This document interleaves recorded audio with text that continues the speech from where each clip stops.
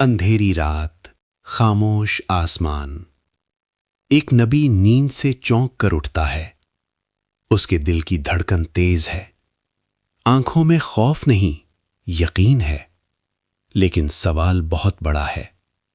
کیا اللہ کا حکم اولاد سے بڑھ کر ہو سکتا ہے؟ کیا ایک باپ اللہ کی رضا کے لیے وہ قربانی دے سکتا ہے جس کا تصور بھی روح کو ہلا دے؟ یہ ہے حضرت۔ یہ واقعہ صرف ایک تاریخی قصہ نہیں، یہ ایمان، اطاعت اور توکل کی معراج ہے۔ اسلامی تاریخ میں یہ وہ لمحہ ہے جس نے قربانی کے مفہوم کو ہمیشہ کے لیے بدل دیا۔ حضرت ابراہیم علیہ السلام، اللہ کے خلیل، وہ نبی جنہوں نے توحید کے لیے سب کچھ چھوڑ دیا۔ یہ کہانی ہمیں بتاتی ہے کہ اللہ کے حکم کے سامنے خواہش، محبت اور سب سے قیمتی رشتے بھی ثانوی ہو جاتے ہیں۔ آج ہم اس واقعے کو قرآن اور مسترد اسلامی روایات کی روشنی میں ایک دستاویزی انداز میں سمجھیں گے۔ حضرت ابراہیم علیہ السلام کی زندگی آزمائشوں سے بھری تھی۔ قوم نے آگ میں ڈال دیا، مگر اللہ نے بچا لیا۔ وطن چھوڑا، ہجرت کی، بڑھاپے میں دعا کی، اور اللہ نے دعا قبول کی۔ حضرت اسماعیل علیہ السلام کی ولادت حضرت ابراہیم علیہ السلام کے لیے خوشی کی وہ کرن تھی جو برسوں کے انتظار کے بعد نصیب ہوئی۔ یہ بیٹا صرف اولاد نہیں تھا، یہ دعا کی قبولیت تھی، یہ رحمت الہی کا نشان۔ مکہ کی وادی، نہ آبادی نہ پانی، صرف اللہ کا حکم۔ حضرت ابراہیم علیہ السلام، حضرت حاجرہ علیہ السلام اور شیرخوار اسماعیل علیہ السلام کو اسی سنسان وادی میں چھوڑ کر واپس لوٹ گئے۔ دل ٹوٹ رہا تھا، مگر زبان پر شکوہ نہیں۔ سال گزرے، اسماعیل بڑے ہوئے، باپ اور بیٹے کا رشتہ مضبوط ہوا، محبت، اعتماد، اطاعت۔ ایک رات خاموشی میں خواب آتا ہے، پھر دوسرا، پھر تیسرا۔ حضرت ابراہیم علیہ السلام چونک جاتے ہیں۔ نبی کا خواب وہی ہوتا ہے۔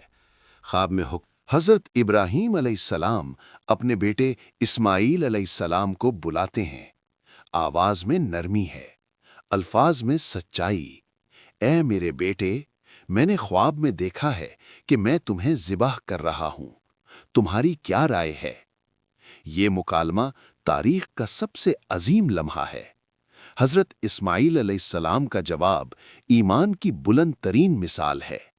اے میرے والد، جو حکم آپ کو دیا گیا ہے اسے پورا کیجیے، انشاءاللہ آپ مجھے صبر کرنے والوں میں پائیں گے۔ نہ سوال، نہ احتجاج، صرف اطاعت۔ وادی منع، سورج کی روشنی تیز ہے، ہوا میں خاموشی ہے۔ باپ اور بیٹا اللہ کے حکم کے سامنے جھک چکے ہیں۔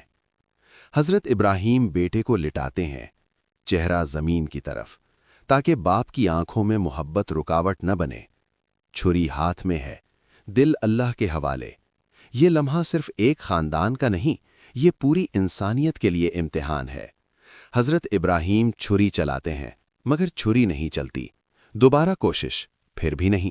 اللہ کا حکم پورا ہو چکا، نیت، ارادہ، اطاعت، سب ثابت ہو چکا۔ آسمان سے آواز آتی ہے، اے ابراہیم، تم نے خواب سچا کر دکھایا۔ ایک عظیم قربانی نازل ہوتی ہے، دمبا۔ اسماعیل علیہ السلام محفوظ ہیں اور قربانی قبول ہو چکی ہے۔ یہ وہ لمحہ ہے جہاں انسانیت کو سکھایا گیا کہ اللہ دلوں کو دیکھتا ہے۔ حضرت ابراہیم اور حضرت اسماعیل کا یہ واقعہ ہمیں سکھاتا ہے کہ ایمان صرف زبان سے نہیں، عمل سے ثابت ہوتا ہے۔ آج قربانی صرف جانور ذبح کرنے کا نام نہیں، یہ اپنی خواہشات، اپنی انا اور اپنی نافرمانی کو قربان کرنے کا نام ہے۔ یہ واقعہ ہمیں یاد دلاتا ہے کہ اللہ پر مکمل بھروسہ ہر مشکل کو آسان بنا دیتا ہے۔ اگر ہم اپنی زندگیوں میں اللہ کے حکم کو سب سے اوپر